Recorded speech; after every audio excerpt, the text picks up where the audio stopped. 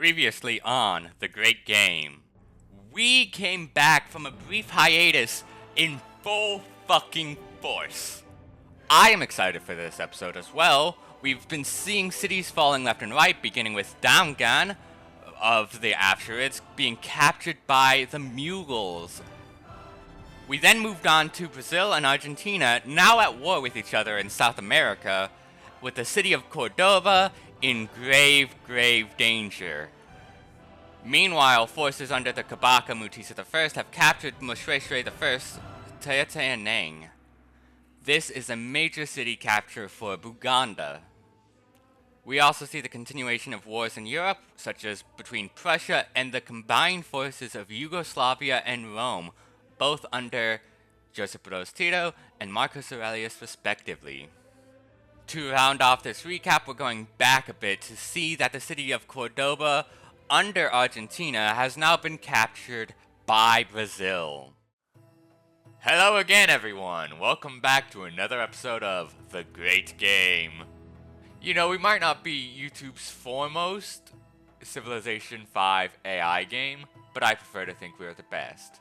As such, if you enjoy this sort of content, please be sure to like, comment, and subscribe. With that out of the way, let's continue where we left off, as we see Karelia and the Swedes are still at war. Not much progress has been made. Al-Lak, as predicted, has been holding off the Taiwanese army for quite a while, and the Taiwanese army is starting to deteriorate rapidly. Now, I will note for those watching, Taiwan started with embarkation. They could easily have moved their units across the sea over to Kaloa instead of having to go through the mountain range. They did not. As such, their forces are now starting to look pretty scattered as they're starting to change directions. We have a little more time on this scene, so I do want to just bring up this fun little tidbit that Kaloa is the name of a citadel that is now Hanoi. So, I believe we're starting to finally see the war between Aquitaine and Portugal die down finally. They have only 2 archers on the front lines in Porto, while Portugal just doesn't seem to mind at all. There really doesn't seem to have been any sort of long-term consequences for this conflict, and as we see, the war did just end between Aquitaine and Portugal, and also Prussia. Now, we do get to see the counter-offensive Prussia is putting against the Yugoslavian invasion and also the Roman attempted invasion to the west.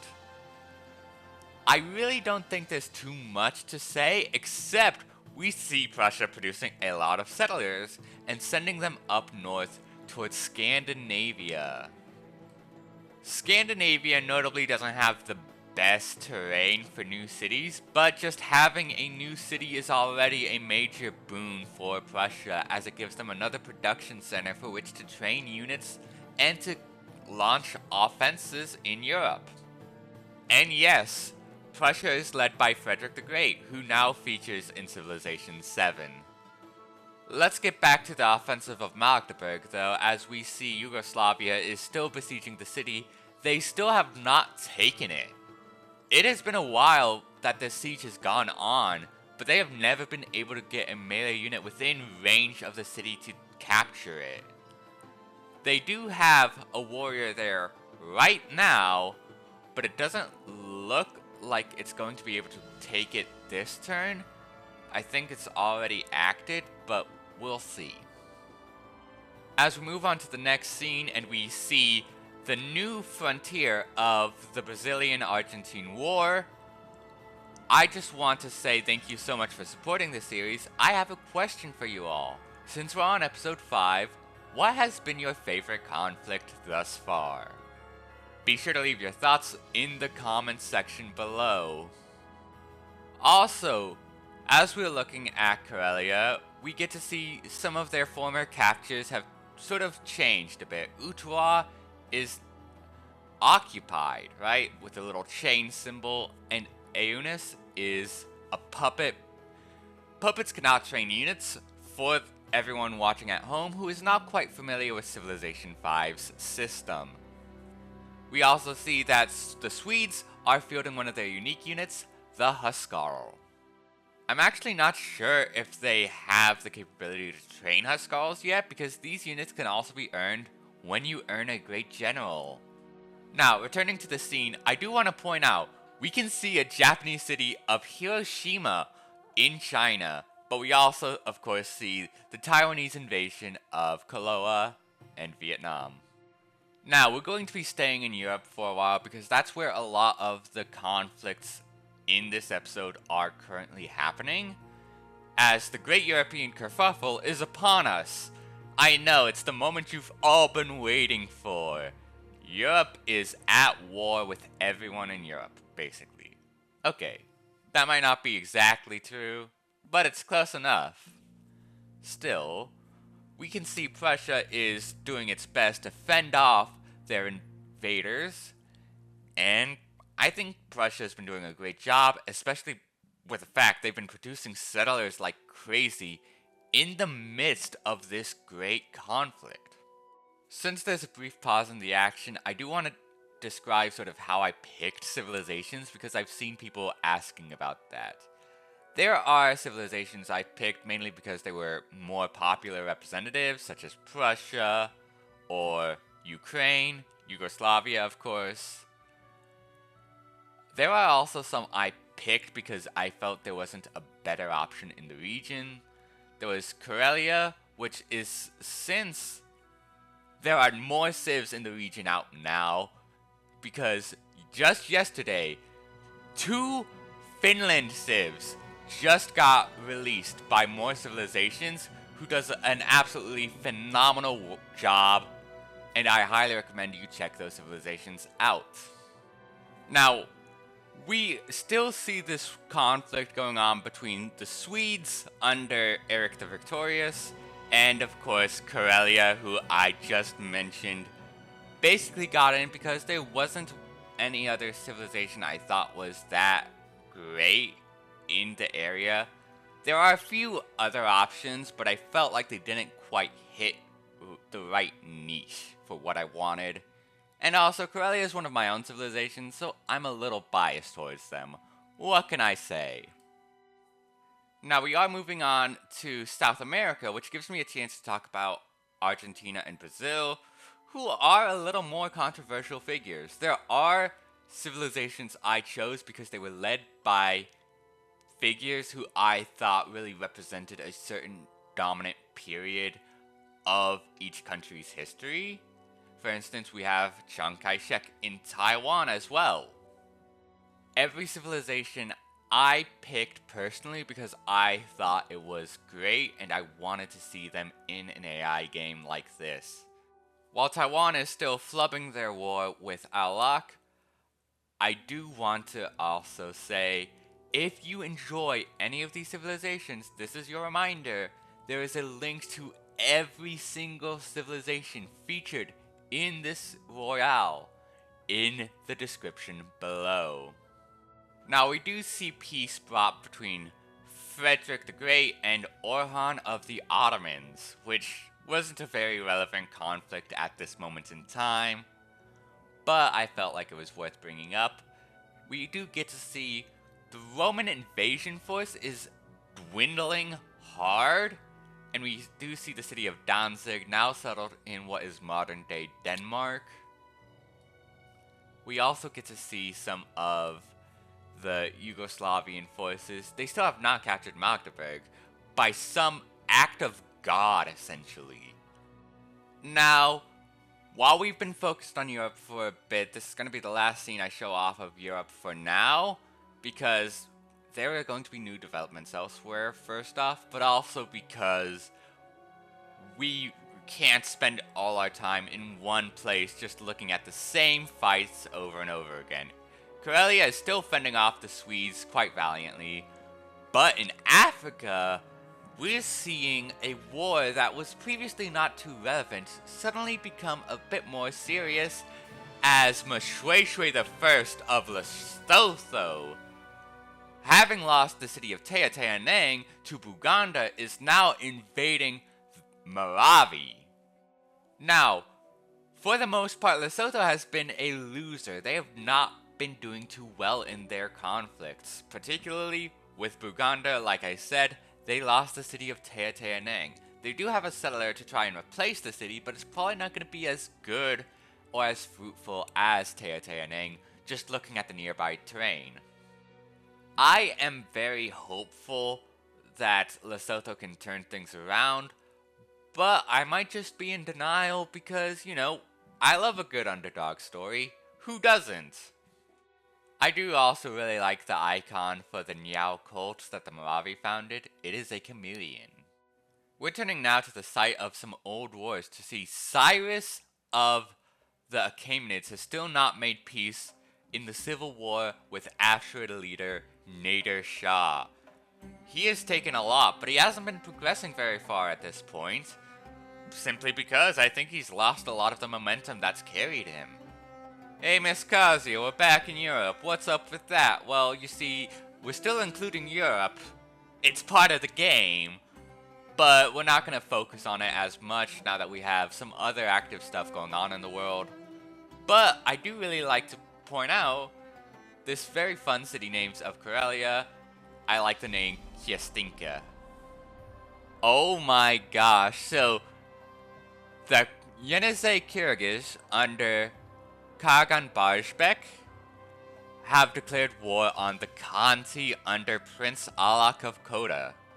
This is a new development, but it's very fun because these are both civilizations I partly designed.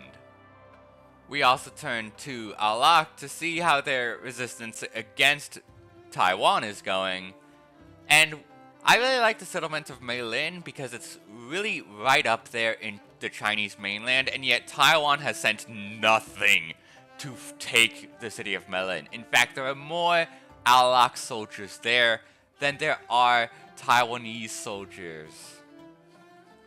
That is just nuts to me. And they're all archers too. As an aside, we do see a Qin settler heading south.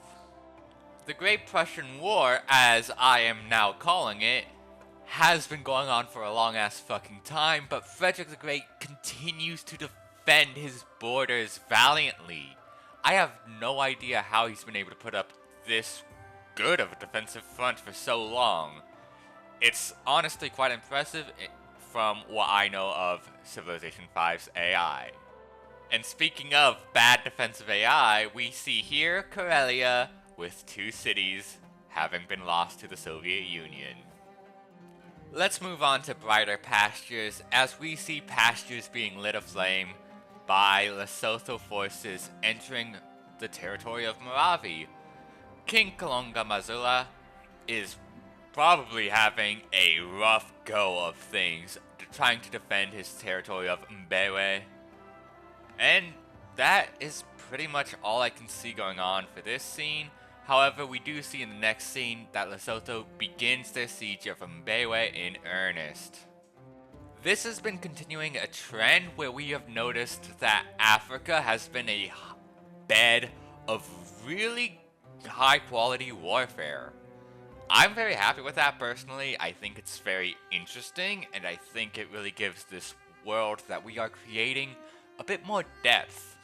As an aside, I do want to bring attention to Ana and Azinga's Ndongo Motamba up north in red. They have 2 settlers ready to settle. Before I even discuss the ongoing Brazilian and Argentine war, I want to point out the Incan cities here are fucking insane. What is this settling pattern? We see Eric's Swedes are continuing to press forward and forward into Karelian territory, but they're just not quite making a breakthrough. Karelia, despite its small army, is defending well.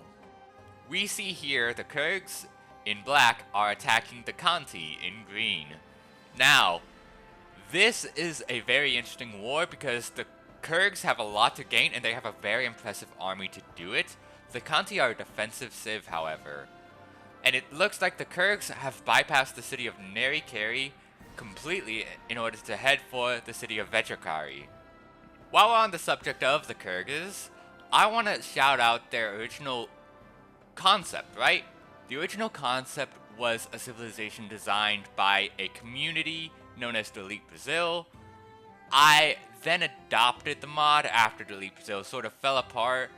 Shout out to the original modders of Delete Brazil, which included myself, Tim Tabor, I believe Grant and Poikbean also helped contribute to some of the Delete Brazil mods as well. I believe the original design for the Kyrgyz was designed by Lungora, who is also the modder responsible for Alak. We return to Europe to see Prussia is now going on the offensive against Yugoslavia in Sarajevo, and we see the camera sort of bouncing about as Prussia is launching all these sorts of attacks. They're settling the city of Stettin in Scandinavia finally. We are seeing a lot of action going on with Prussia in this one scene. However, despite everything that's going on, Magdeburg has still not fallen. Holy shit, Frederick. Back in Africa by Toto, we are seeing the siege of Mbewe, of course, and also sort of the Lesotho counteroffensive to a war the Moravi actually started. And yes, I did call up the Moravi. I know I shouldn't do that. My bad.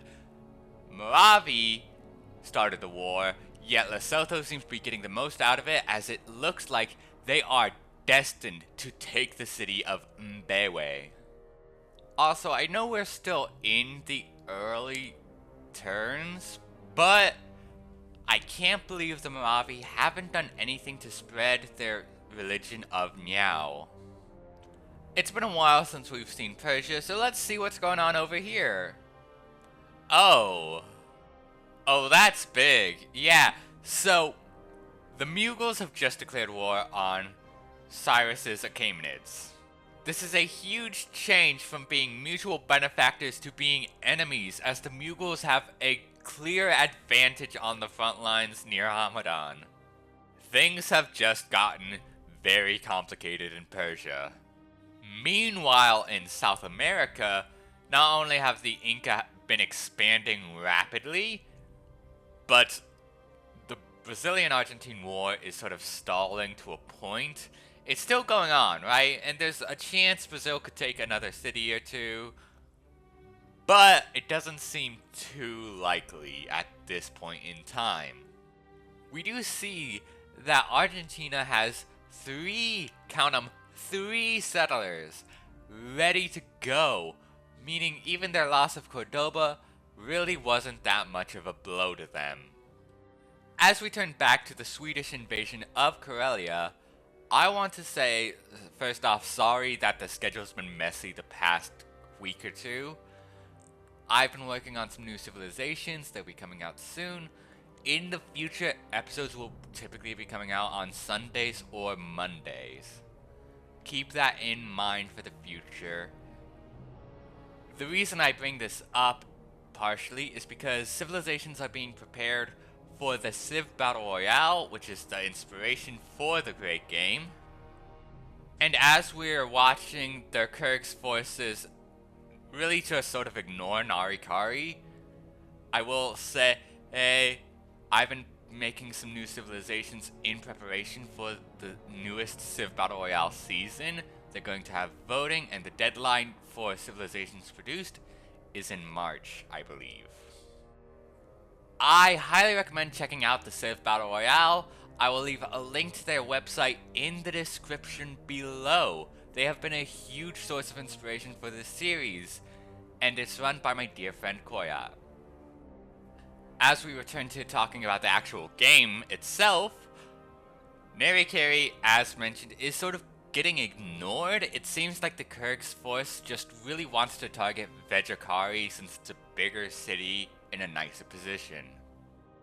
In a cruel twist of fate, we see the Achaemenids now settle the city of Tarsus on the front lines of the Afsharids. That's how the Afsharids lost Hamadan, if you would recall. I believe I predicted this war in the previous episode, so I'm going to give myself a pat on the back there, because Aquitaine has just declared war on Marcus Aurelius's Rome. Frederick the Great, living up to his name, starts the siege of Sarajevo while Magdeburg's under siege, and settles the city of Elbing right there in what is modern Norway. I also think it's really funny how Yugoslavia is sort of divided between Sarajevo, Titograd, and Skopje, and the main territories of Yugoslavia itself. We also see that Sweden has been settling with the city of Skara up there, and they also have another settler prepared. They also have another great general, which means they likely have another Huskarl. Swordsmen at this point in the game are pretty strong, so hopefully they can get some use out of that. For now, let's turn back to Magdeburg to see the city being besieged and not quite falling yet again. We are almost to the end of this episode, and I don't think Magdeburg is gonna fall. In fact, I think Prussia has actually turned this war from a defensive war into an offensive war, and while we do see the city of Elbing under siege, I don't think it's gonna fall either. We return back to southern Africa to see that the Moravi city of Mbewe is taking a lot of damage, and while the Moravi do have a settler ready to replace the city of Mbewe should it fall, it is going to be a big win for Lesotho, as we do see the city will in fact fall this turn. Right now. Yes, we have seen Lesotho pull a dodgeball, a true underdog story, and capture a city from one of their aggressors even after having lost their city of Teateaneng. We turn back to Persia to see the Achaemenid, formerly Ashurids city of Hamadan, is now under siege. We also see that Aquitaine has sort of been damaging the city of Carthago of Marcus Aurelius's Rome. When in Rome, you do as the Romans do, and Carthago delenda est. With that out of the way, we are now approaching the end of the episode. Thank you all so much for watching. The support for this series has been incredible, and I very much appreciate it. My name is Kazia. I very much appreciate you joining me on this incredible journey, and I hope to see you all next time. Bye-bye!